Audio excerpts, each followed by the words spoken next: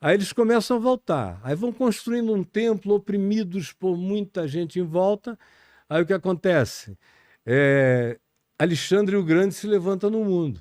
É. Vai lá, toma Vai conta de varrendo tudo, tudo, vai, é senhor de tudo, até do Egito, norte da África, tudo isso, até a Índia. É. Aí, pois bem, ele morre prematuramente. Aí 4 generais dele dividem o reino. Cassandro, Lisímaco, Ptolomeu e Seleuco. Seleuco, que era pai da Cleópatra, tataravô da Cleópatra, ficou com o Egito. E aliás, os Ptolomeus ficaram com o Egito. E os Seleucos ficaram com a Síria e aquela região norte toda, a Arábia Saudita, ficaram com aquilo ali. E eles se inimizaram, os Ptolomeus no sul e os Seleucidas no norte, uns com os outros. Então Israel virou um campo de batalha que ficava no meio. No meio dessa... No cacete. Quando um ganhava, eles ficavam Caramba. subjugados alternadamente. Ficaram assim 200 anos, quase 300, até que houve a revolta dos Macabeus, que eram os judeus que disseram: não chega, essa terra é nossa. Quando eles pensaram que tinham vencido, os romanos chegaram. Aí, cara, Aí ferrou, aí, caramba. eles não chegaram a ter nem 60 anos de autonomia total. Os Meu romanos Deus. chegaram, começa tudo outra vez. E aí Herodes o Grande, que era um grande falastrão, mas um gênio totalmente doido, mas um arquiteto extraordinário, um cara fascinante pela genialidade, totalmente louco, matou filhos, matou a mulher que ele amava, matou o cunhado, Tudo isso todo por quê? mundo que podia ameaçar o trono dele. Ah, caramba. Morreu louco e gerou uma geração de outros Herodes, todos perturbados, e alguns morreram das mesmas doenças dele, Caramba. que era, na realidade, sífilis. Ah, é? Sifilíticos, e aí acabava produzindo distúrbio mental, o corpo todo ferido, tudo mais. Jesus nasceu nos dias do Herodes o Grande, o maior de todos, que existia em conluio com os romanos. Ele era o Império Romano tomando conta de Israel, ele era meio judeu e meio gentil. Tá. Então, ele fazia um trabalho para construir o templo, que ele construiu o maior de todos, para que os judeus religiosos, zelotas e zelotes bem zelosos, não ficassem em crise política e religiosa. Ele pegou todos os sacerdotes judeus, mandou para Chipre, mandou para a Filístia, para aquela região da Fenícia antiga, para serem treinados em entalhes de madeira, em construção, em cortes de pedra, para eles mesmos fazerem o templo com as mãos dedicadas ao Senhor, para não haver nenhum sacrilégio no templo, e ergueu um dos maiores monumentos da antiguidade.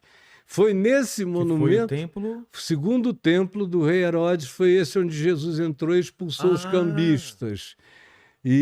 Mas ele tinha, qual era a crença do Herodes? O Herodes era a da conveniência. Ele não tinha uma... Não, ele aceitava o que propusesse, entre os romanos como romano, entre os judeus como os judeus. Entendi. Era um político. Ele era absolutamente centrão. Era o centrão de hoje era ele, caramba. Era ele. E tinha uma profecia que Jesus estava para nascer. Não é com ele que ele manda matar os... Quando vieram os caras da Pérsia, os magos do Oriente, que eram de fato astrólogos, astrônomos, naquele tempo... Não eram reis, então, eram... Não, eles eram sábios. Cientistas. E por que reis? Porque astrologias... E não diz reis, isso aí já é tradição. Diz vieram sábios do Oriente. Nossa, a gente aprende que eram reis. Aí é historinha de escola dominical e outras coisas. Mas não, eram sábios. Vieram, não se diz o nome deles, os nomes que a eles são atribuídos é tudo coisa de tradição muito posterior. É como Melchior, Santa Claus, só como Papai Noel, aquilo ali. Entendi. Mas eles, como astrólogos, astrônomos, que não se fazia diferença entre astrologia e astronomia na antiguidade, então eles vieram porque intuíram que aquela estrela, aquele astro celeste, ou aquele OVNI, não Aquele interessa. cometa. É aquele cometa, mas podia ser até OVNI. Que marcava Que levou, eles chegaram a um lugar aí em Jerusalém. Aí ele falou, escuta, onde é que vai nascer o rei dos judeus? Perguntaram a Herodes, Ah, é? que é esse paranoico que matava mulher, filhos e tudo, o cara Se ele disse. matava o pessoal da própria família, você acha que ele vai correr o risco de ter um moleque que vai crescer e tirar o poder dele? Aí ele disse, que me digam onde é que eu queria adorar esse menino. Voltem aqui. Aí os caras foram 5 quilômetros depois, chegaram à aldeia de Belém.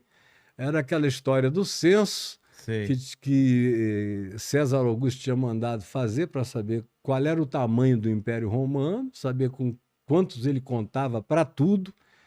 E até para, como censo entre nós. Você precisa dele para economia, para guerra, para plantio, para tudo. Então, ele mandou levantar, e aí Jesus, por causa disso, tendo sido criado em Nazaré, nascido em Belém, ele voltou para Belém, lugar onde o pai dele também nascera. Para se inscrever no censo foi quando ele nasceu. E aí os caras chegaram, ficaram deslumbrados, maravilhados, adoraram e cultuaram e disseram para José e para Maria que aquele menino ia dividir o mundo. E foram embora e resolveram não passar mais por Jerusalém. Eles intuíram que Herodes queria matar o garoto. Foram por outro caminho e falou para os pais, saiam daqui o quanto antes. Aí quando eles vão para o Egito, que era o lugar mais próximo e, ao mesmo tempo, mais guardado que eles poderiam ter em relação à sanha de Herodes persegui-los. Aí eles ficaram aproximadamente 8 anos no Egito, de 6 a 8 anos, e voltaram.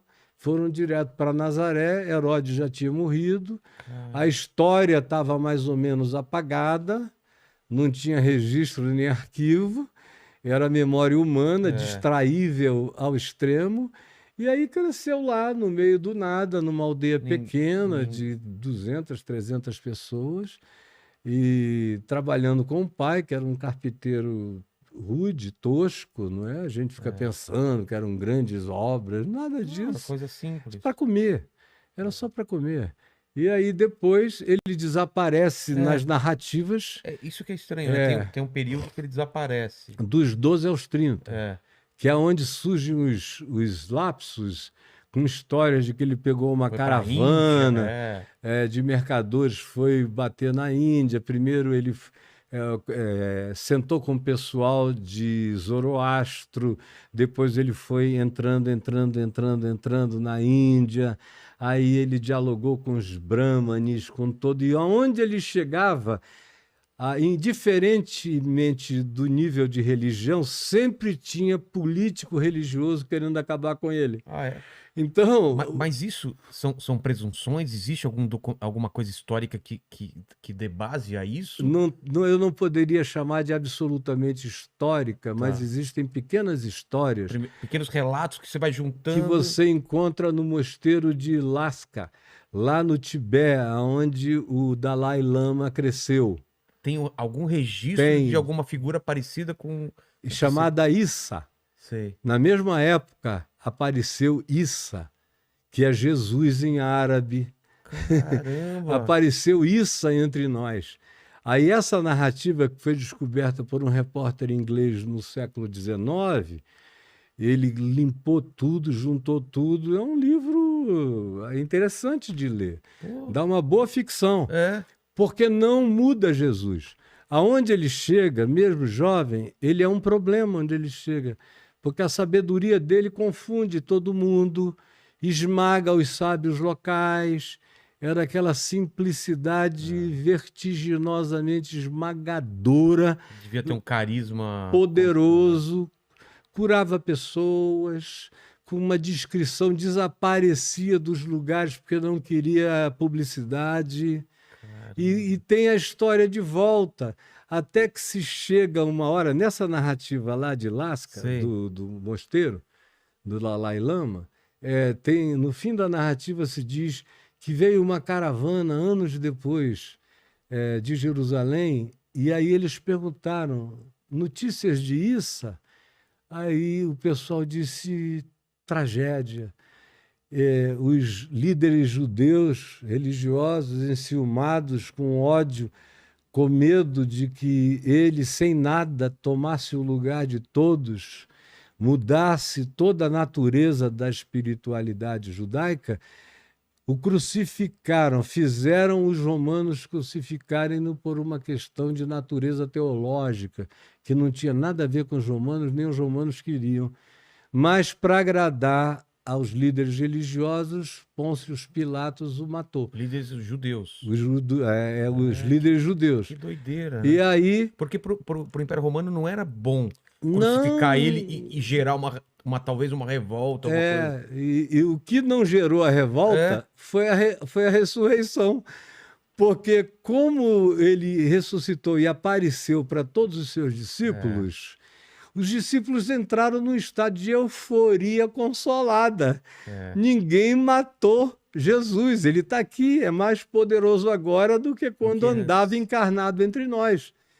Mas eles contam essa história de volta lá em Lasca e acrescentam, no entanto, os que andavam com ele, e não eram poucos, inclusive um grupo de mais de 500 pessoas, comeram e beberam com ele simultaneamente, no mesmo dia, na mesma hora, passavam o dia inteiro com ele. Quantas pessoas? 500. Não dá para você dizer que foi alucinação coletiva, que nada disso, que às vezes eu vejo aí o pessoal tentando fazer uma hipersimplificação que a ciência não corrobora. Ninguém sofre uma alucinação, 500 pessoas não sofrem um dia inteiro de uma alucinação coletiva, nem são as 3 meninas de Fátima. Não é uma aparição momentânea. Não, é concreta, pega em mim. Quebrava, cortava o pão e distribuía, servia o vinho, conversava com cada um. Foi um negócio de uma factualidade absolutamente irrefutável para eles. A prova disso, diferentemente do que diz esse livro aqui, por isso que ele é útil e inútil, porque ele minimiza isso? Ele quase que acaba com tudo. E aí você pergunta para ele, com base em que? Só ilações dele.